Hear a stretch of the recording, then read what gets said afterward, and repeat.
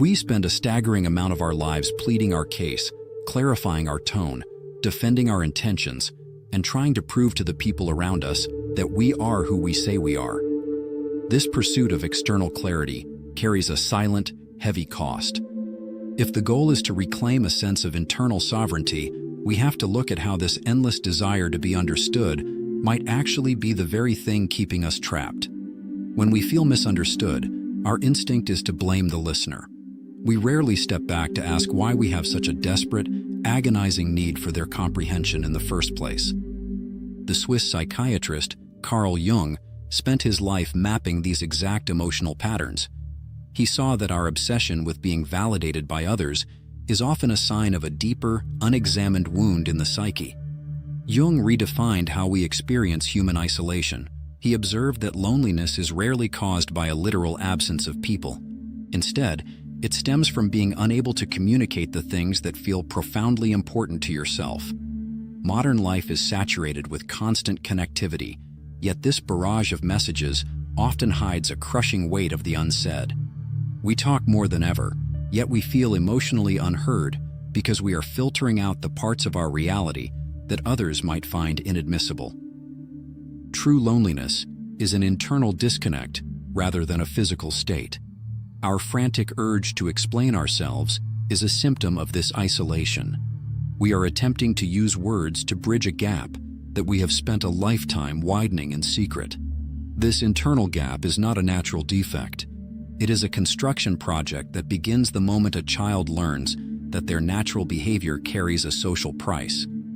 To secure love and safety, we begin filtering our impulses, burying the traits we suspect might be rejected. Jung identified the result of this filtering as the persona. It is the social face we present to the world, a mask designed to make a definite impression on others while concealing our true nature. The persona functions as a defense mechanism. It shields us from the primal terror of being unseen, judged, or cast out by the collective. This creates a tragic loop. We crave connection but present an artificial construct. When the crowd applauds, they validate only the rigid shell over our true selves. We eventually become identical with our masks, losing the ability to distinguish who we are from society's expectations. The social mask we built to survive childhood ultimately becomes the psychological prison that prevents us from being known as adults. Inside that prison, friction is inevitable. There is a constant, quiet clash between the hidden desires of the self and the performance required by the mask. This is why being misunderstood by a friend or partner can feel like a profound existential threat. It isn't just a miscommunication. It aggravates the original childhood wound of being deemed wrong or defective. We react with a compulsion to over-explain. We try to micromanage how others perceive us, terrified that if we lose control of the narrative, we will be judged as bad or unworthy of connection. By constantly defending our actions, we hand ultimate authority over our inner worth to the external world. We treat the crowd as a supreme judge and ourselves as the defendant. This constant self-censoring and translation drains our psychological energy. We end up in a state of rigid conformity, exhausted by the effort of maintaining a version of ourselves that can be easily understood. Our relentless compulsion to explain is a trap, a desperate attempt to force an external audience to validate a void we are afraid to look at ourselves. And then there is the reality of the audience itself. The people we spend our lives trying to convince are often trapped in psychological illusions of their own making. Jung documented a pattern called shadow projection, where individuals unconsciously project their own denied negative traits onto those around them. Explaining yourself to a projector is inherently futile. No amount of logical evidence can override another person's unconscious defense system. Their brain will literally rewrite reality to avoid seeing its own shadow. A strong ego relates to the world with flexibility, but a fragile ego relies entirely on the comprehension and agreement of the crowd to maintain its balance. Spending a lifetime bending your words for an audience that cannot hear you comes at a terrible price. You risk destroying your own core identity in the pursuit of their approval. The more desperately we try to force everyone to understand us, the more completely we abandon the person we actually are. Chapter 2. Carl Jung's Psychology. Why most people will never truly understand you. All right, let's keep moving. In the first part of this explainer, we talked about that deep emotional hunger to be seen and understood. But now, we're stepping into a heavier, much more introspective space. We're going to peel back those comfortable, everyday illusions we have about human connection. Because the truth is, there is a dark, heavy reality about how human perception actually works, and once you see it, it's going to completely change how you view every interaction you've ever had. As we touched on earlier, when we desperately try to be understood by everyone, we slowly begin to abandon ourselves. We literally contort who we actually are, twisting our authentic nature just to fit into the incredibly narrow boxes of what other people can tolerate. But here's the really painful part. All those exhausting attempts to explain yourself, they don't actually create real understanding. Not at all. Instead, they just serve to tighten your chains, locking you even deeper inside someone else's illusion. So, to really grasp why people can't see you, we have to look at what they're actually looking at. This brings us to a foundational idea in Jungian psychology, the persona. Simply put, this is the social face you present to the world. It's a carefully constructed mask designed to make a specific impression while concealing your true nature. Jung warned that the real danger happens when we over-identify with this mask. Society demands we play a role, right? So we build this conformist personality that's absolutely terrified of judgment, and we hide our true essence behind an empty conventional shell. I want you to think deeply about this profound observation from Carl Jung. He realized that true loneliness doesn't come from sitting in an empty room. Real isolation stems from emotional silence. It happens when you are forced to hide your deepest thoughts, your true fears, your authentic reality, just because the people around you find them inadmissible. It's that sheer inability to share your unfiltered inner world that creates this quiet, agonizing distance beneath all your daily interactions. You can literally be standing in a massive crowd and still feel completely and utterly alone. Now, if the persona is the mask we wear in the light, we need to take a deliberate step down into the dark. Enter the shadow. The shadow is made up of the hidden, repressed, deeply uncomfortable parts of our personality. These are the primitive instincts, the quiet insecurities, and the fundamental flaws that our conscious ego just flat out refuses to face. But here is the critical psychological catch. When you refuse to look at your own shadow, those dark elements don't just magically disappear. Instead, they demand a stage to act upon. And unfortunately, a stage is often you. This is the terrifying psychological mechanism known as projection. Think of it like a profoundly distorted mirror. When someone can't handle their own repressed malice, their deep-rooted fear, or their staggering feelings of inadequacy, their unconscious mind aggressively steps in to defend itself, and it does this by attributing those exact unacceptable traits directly onto you. So, when they look at you, they aren't seeing you as you truly are. They are hopelessly gazing at a reflection of their own unintegrated, unhealed shadow. Jung actually documented this phenomenon extensively. There is a chilling case study of his from 1913. A very gentle-seeming patient came to Jung, presenting themselves as the completely innocent victim of manipulative, cruel people. According to this patient, everyone in their life was betraying them. But as the sessions went on, Jung realized something that makes your blood run cold. The patient was unconsciously acting out the exact malicious behaviors they were relentlessly complaining about. They were projecting their own denied selfishness onto everyone else, effectively destroying relationships while somehow maintaining an illusion of complete conscious innocence. Which brings us to a really stark contrast that we just have to accept if we ever want to find peace. Your reality is your actual internal experience, your genuine thoughts, your true intentions. Their projection, however, is a heavily distorted perception, driven entirely by their own hidden fears, harsh judgments, and unhealed emotional wounds. You have to realize that projectors aren't just making a simple mistake and misunderstanding you. They are actively even if unconsciously rewriting reality in their own minds, just to protect their fragile ego from facing its own darkness. And this creates a suffocating psychological trap that so many of us fall right into. Let's map it out. Step 1. They project their aggressively denied shadow directly onto you. Step 2. Because you have a very human, desperate need to be understood, you try to logically explain your true intentions. But Step 3. Because they're operating in a highly defensive, unconscious state, your heartfelt explanation is instantly twisted to confirm their inherent bias. And finally, Step 4. The trap snaps shut. The harder you try to defend yourself, the more oxygen you give to their distorted reality, and you just end up tightening your own chains. We really have to recognize the absolute futility of explaining yourself to someone who is in the middle of an active projection episode. Neuroscience actually supports Jung's early observations on this. When someone projects their shadow with that level of conviction, their brain filters reality so intensely and so completely that they aren't even consciously lying. Their perception has literally been hijacked by their unconscious.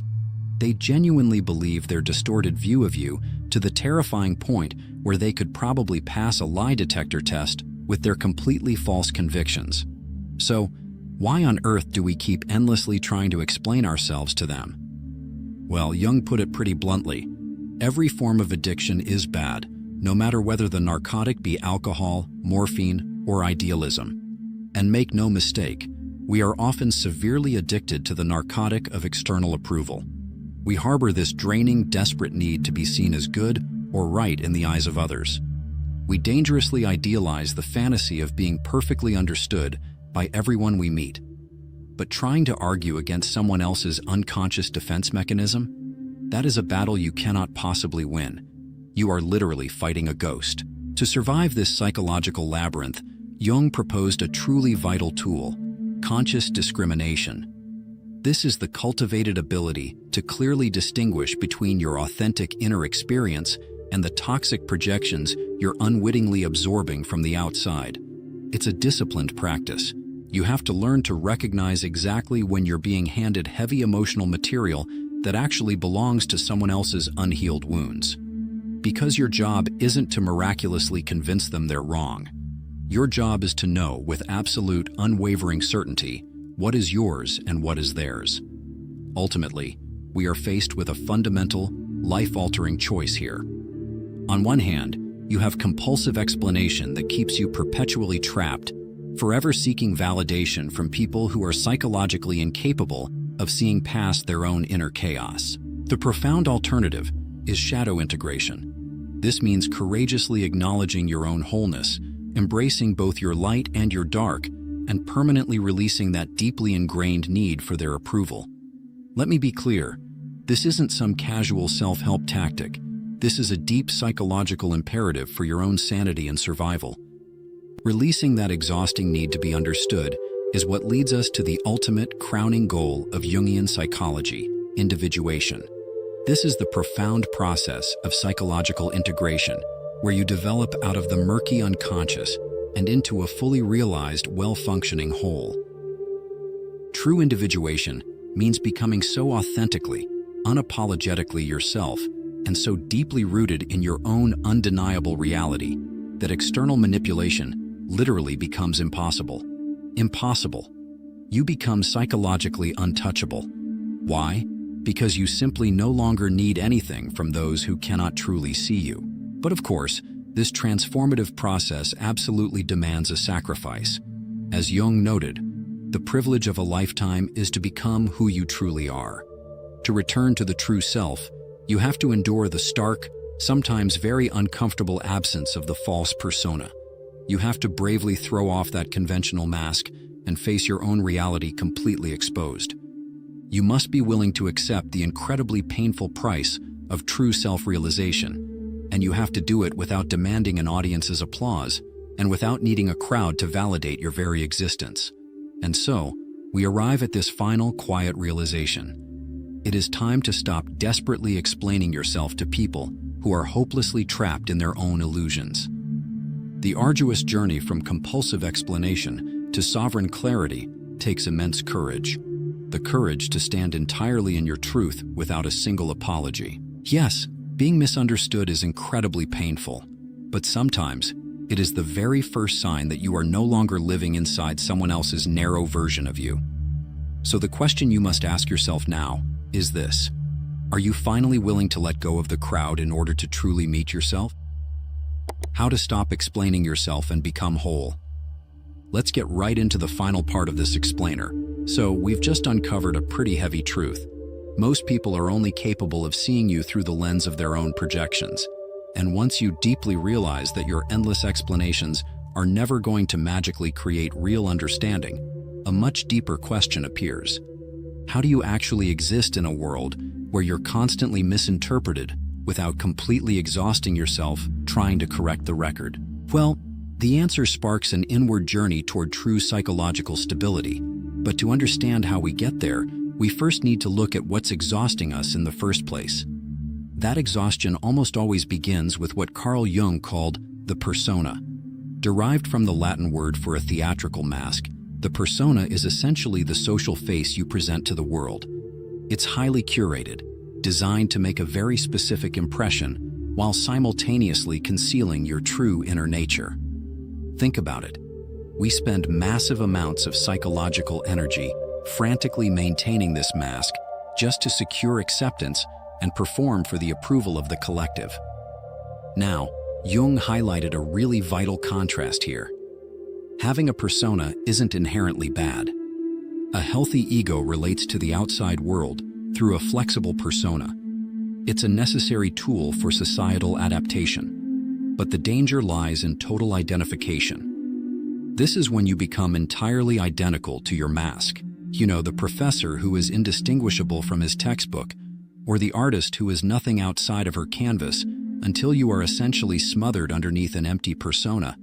And the cost of that total identification is incredibly severe. When you're trapped in a rigid persona, you're constantly hiding your true inner life just to avoid judgment. Jung famously noted, "Loneliness does not come from having no people about one, but from being unable to communicate the things that seem important to oneself." True emotional isolation doesn't happen because you're physically alone. It happens precisely because you're surrounded by people to whom you simply cannot reveal your authentic self. You self-censor to maintain the mask, and this acute, quiet loneliness sets in. Which brings us to a devastating relational trap: the illusion of explanation. We often trick ourselves into thinking that if we just find the perfect words, if we just explain our authentic selves clearly enough, the other person will finally see us. But attempting to explain yourself to someone who unconsciously refuses to see you isn't just exhausting. It is quite literally an unwinnable psychological battle. To understand exactly why it's unwinnable, we have to look at the somewhat terrifying mechanics of unconscious shadow projection. When someone cannot tolerate their own negative traits, their unconscious mind literally rewrites reality, projecting those denied qualities right onto you. And here's the crazy part: they possess absolute certainty about your motives. Their brains become completely immune to any contradictory evidence you might provide, and their emotional reactions are often incredibly intense and disproportionate. They aren't consciously lying to you. Their perception has simply been hijacked. And this projection builds into a very dangerous, escalating cycle. When you're on the receiving end of shadow projection, your natural instinctive course is to defend yourself. You attempt to clarify. But because they're operating inside this reality distortion field, they interpret your very explanation as manipulation. Your defense actually provides their unconscious mind with proof of their delusions. The harder you try to reach them, the more you tighten the chains of their projection. So how do you break free? Well, Jung taught that we must develop something called conscious discrimination. This is the vital learned ability to firmly separate your authentic internal reality from the external content that is being projected onto you. Your job is not to convince them otherwise. Your job is to know with absolute certainty what belongs to you and what belongs to them. You absolutely must trust your internal reality over their distortions. But here is the mature philosophical catch, and it's a big one. Stopping this cycle requires your own shadow integration. The shadow contains the hidden, repressed aspects of your own personality. Jung discovered that we cannot see others clearly, nor can we truly detach from their opinions, until we acknowledge our own hidden imperfections. You can't see the world without judgment until you've accepted your own wholeness, shadows included. As Jung wrote, nothing promotes understanding and rapprochement more than the mutual withdrawal of projections. Real healing doesn't begin when we finally force others to understand us. It begins when we stop performing for an audience entirely, when we withdraw our own projections, and when we embrace genuine, flawed human imperfection. This idea directly challenges the modern plague of perfectionism we see everywhere today. The drive for perfection is exhausting. It's rooted in a fear of failure and often driven by deep social or religious conditioning that demands a flawless persona. Jungian psychology, in stark contrast, aims for wholeness. And wholeness doesn't mean being flawless. It means being integrative, compassionate, and fully accepting of your inherent flaws. Moving from that exhausting perfectionism to wholeness is what Jung called individuation. This is the necessary, unavoidable journey of psychological maturity. It's the process of returning to your true self, integrating both your conscious and unconscious minds, rather than living as a fractured being who is desperately trying to conform to collective expectations. Individuation is really the ultimate realization of who you actually are. Central to this process is the two-center hypothesis. We all start life believing that the ego, the limited center of our daily waking consciousness, is everything. But true maturity requires the ego to surrender its desperate need for external control and validation. It has to yield to the self, the much greater stabilizing center of the total psyche. Think of the ego as just a single point in a circle. The self is the entire circle. This surrender, though, is not easy. As the persona begins to break down, it can feel like absolute chaos. But this disintegration is what's known as the typically Jungian moment of profound development. It's the moment you finally throw off the conventional husk and endure a stark, beautiful encounter with reality, completely stripped of false veils, adornments, and that exhausting need to perform. So, practically speaking, how do you live this out? You have to begin a deeply internal process of withdrawing your energy from the outside world. First, you stop performing for external acceptance. Second, you begin to listen strictly to your own inner life and your own inner authority. And third, and this is perhaps the most difficult step, you fully accept that not everyone will understand you, and you let that be okay. In this state, you discover something incredible, the profound strength of silence. Becoming whole doesn't mean you become cold, arrogant, or indifferent to the world. Rather, your silence and your emotional boundaries become manifestations of a really profound internal stability. You start to realize that boundaries can sometimes speak way more truth than words ever could, and that silence is often the most appropriate response to those who are hopelessly trapped in illusion. When you reach this level of psychological integration, you become what you might call a consciousness pioneer. You exceed the readiness of the collective. You're able to hold your vision and your truth without needing external validation to prove that it's real. Because you no longer need the collective's approval, you become completely immune to their manipulation. You become selectively, intentionally generous with your energy. And this brings us to the core Jungian-inspired philosophy of this entire explainer. Stop trying to be understood. The very moment you stop needing to be understood by people who are actively defending against their own shadows, you become psychologically untouchable. Your identity is no longer controlled by how others interpret you. Releasing the trap of endless explanation is truly the ultimate path to individuation. The moment you stop performing for audiences that are never going to applaud you anyway, you finally begin to return to yourself. And that ultimately is where true, lasting freedom begins. So I'll leave you with this to think about. Where in your own life are you still exhausting yourself trying to be understood? And what would happen if you simply stopped and stood silently in your own truth?